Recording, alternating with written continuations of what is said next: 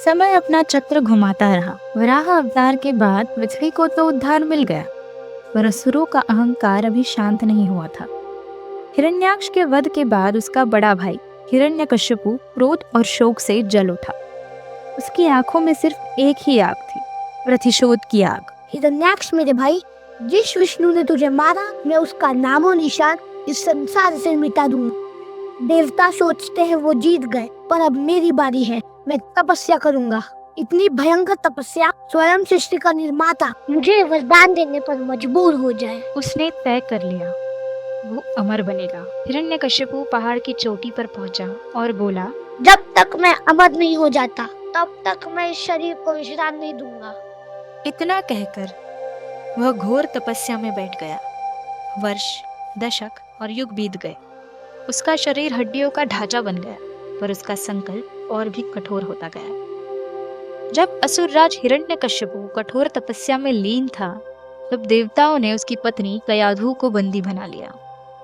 उस समय कयाधु गर्भवती थी।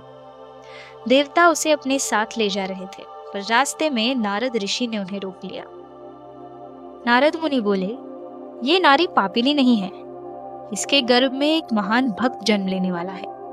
इतना कहकर नारद मुनि कयाधु को अपने साथ आश्रम ले गए। नारद मुनि के आश्रम में दिन शांत थे और वातावरण पवित्र था। नारद जी रोज भगवान विष्णु की कथाएं सुनाते थे, उनकी लीलाएं, उनका करुणा रूप, उनका धर्म। कयाधु शांत मन से सुनती थी, पर नारद जी जानते थे गर्भ में स्थित शिशु भी सब सुन रहा है। वही शिशु था प्रहलाद। उसके हृदय में भक्ति का बीज उसी समय पड़ चुका था।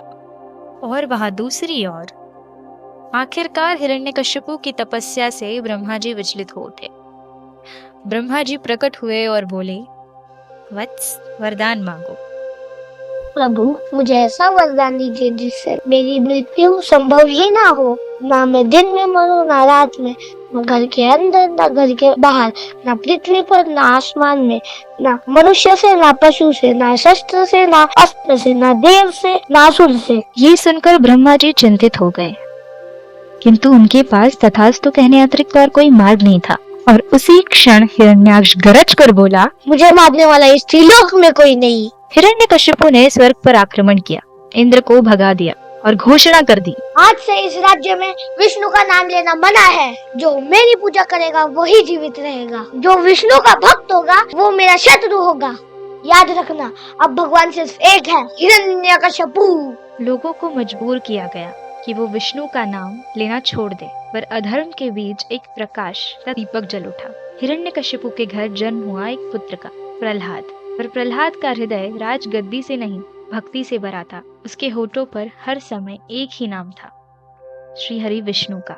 जब प्रहलाद 5 वर्ष का हुआ, तब उसके पिता ने उससे पूछा, प्रहलाद, आज तुमने गुरुकुल में क्या सीखा? पिताजी, मैंने सीखा कि सबसे बड़ा सत्य है भक्ति। भक्ति? किसकी भक्ति? भगवान विष्णु की। मूर्ख बालक, तुम्हें सिखाया गया है कि इस संसार का एक ही भगवान है और वो मैं हूँ। उस दिन के बाद से हिरण्यकश्यपु को प्रहलाद खटकने लगा। और फिर एक दिन, ये अंतिम चेतावनी है प्रहलाद, विष्णु का नाम लेना छोड़ दो। पिताजी, मैं कैसे छोड़ दूं उसका नाम जो हर कण में है? मैं तुम्हारा पिता हूँ, मैं त्रिलोक का स्वामी हूँ। आप मेरे पिता है, पर वे मेरे प्राण है। क्या तुम्हारा विष्णु तुम्हें मुझसे भी बड़ा लगता है? ना बड़ा, ना छोटा, वे तो हर जगह समान है। तो क्या वो मेरे अंदर भी है? हाँ पिताजी, आपके अंदर भी है। अगर ऐसा है तो मैं देखता हूँ तुम्हारा भगवान तुम्हें कैसे बचाता है। मुझे बचाने की आवश्यकता नहीं, वे जो करेंगे वही न्याय होगा। उस दिन के बाद हिरण्यकश्यपु ने प्रहलाद को मारने के कई प्रयास किए। उसे जहर दिया गया, पर जहर देने के बाद भी प्रहलाद को कुछ नहीं हुआ। उसे पहाड़ से गिराया गया, पर जमीन ने प्रहलाद को अपनी गोद में ले लिया। उसे पागल हाथियों के हवाले किया गया, पर हाथियों ने भी प्रहलाद के सामने अपना मस्तक झुका दिया, क्योंकि भक्ति जहाँ होती है रक्षा वहाँ स्वयं होती है। इन सभी प्रयासों के असफल होने के बाद हिरण्यकशिपु ने अपनी बहन होलिका को प्रहलाद का वध करने के लिए बुलाया। उसने होलिका को चुना क्योंकि उसे ब्रह्मा से आग में न जलने का वरदान प्राप्त। होलिका प्रहलाद को लेकर चिता पर बैठ गई, पर जैसे ही चिता जलाई गई, प्रहलाद को तो कुछ नहीं हुआ, पर होलिका उस चिता में जलकर भस्म हो गई। होलिका की मृत्यु के बाद हिरण्यकशिपु का क्रोध और भी बढ़ गया। ये कैसे संभव है? ये अभी तक जीवित कैसे है? क्योंकि पिताजी, जहाँ भक्ति होती है वहाँ भय नहीं होता। उस विष्णु ने पहले मेरे भाई को मारा और फिर अब मेरे बहन को। मैं उस विष्णु को जीवित नहीं छोड़ूंगा। बस, अब बहुत हो गया। बता, तेरा विष्णु इस स्तंभ में भी है? हाँ पिताजी, वो यहाँ भी है। मैं अभी उसे बाहर निकालता हूँ। उसने अपनी गदा से स्तंभ पर वार किया और गरजते हुए प्रकट हुआ भगवान विष्णु का नरसिंह अवतार, आधा सिंह और आधा मनुष्य। हिरण्यकश्यप ये रूप देखकर अत्यंत भयभीत हुआ। उसने प्रहलाद से पूछा, प्रहलाद, ये क्या हो? पिताजी, ये वही है जिनके लिए आपने ये स्तंभ तोड़ा है। हिरण्यकश्यप और भगवान नरसिंह के बीच भीषण युद्ध शुरू हुआ और फिर संध्या का समय था। न रात न दिन। नरसिंह ने हिरण्यकशिपु को दहलीज पर उठाया, न घर के अंदर न घर के बाहर। उन्होंने उसे अपनी जंघा पर लेटाया, न धरती पर न आसमान में। जिनके हाथों का वध होने वाला था वो न तो देव थे न असुर, न पशु थे न मनुष्य। उन्होंने अपने नाखूनों से उसका पेट फाड़ दिया, न शस्त्र से न अस्त्र से। और उसी क्षण अहंकार का अंत हो गया। पर नरसिंह का उग्र रूप भी शांत नहीं हुआ था।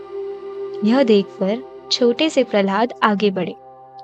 उन्होंने भक्ति से चरणों में सर झुका दिया। तब प्रहलाद को देखकर उग्रता शांति में बदल गई। प्रहलाद को राज्य मिला, धर्म फिर से स्थापित हुआ। नरसिंह अवतार की कथा हमें 3 सीख देती है। पहला, भक्ति सबसे बड़ी शक्ति है। दूसरा, अहंकार का अंत निश्चित है। और तीसरा, भगवान अपने भक्तों की रक्षा अवश्य करते हैं। धन्यवाद।